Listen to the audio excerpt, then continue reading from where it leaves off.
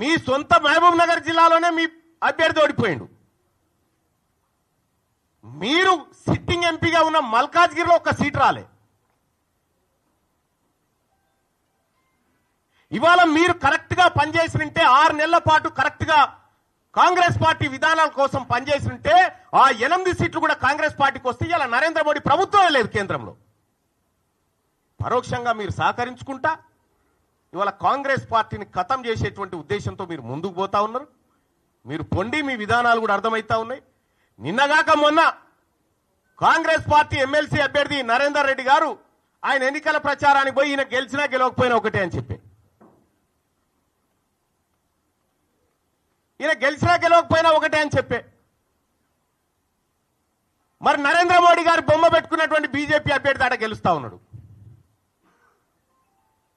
ఇంకో teacher MLC ఎన్నికల్లో Bharatiya Janata party ఒక బీసీ బిడ్డకు టికెట్ ఇచ్చి ఫస్ట్ ప్రియారిటీలో టీచర్ ఎమ్మెల్సీ గెలిచి ఆ ఇంపాక్ట్ తోటి పట్టభద్రుల ఎమ్మెల్సీ ఎన్నికలు కూడా గెలుస్తా ఉంది.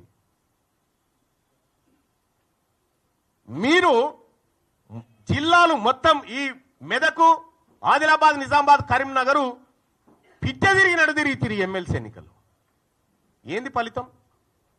ఇవాళ ఎందుకు తారుమారైతా ఉంది? ఇవాళ ఏడాది లోపలనే కాంగ్రెస్ పార్టీ పైన, ప్రభుత్వం పైన ఇంత వ్యతిరేకత ఎందుకు వస్తా ఉంది? ఆత్మ పరిశీలన చేసుకోవాలి కదా ఇది.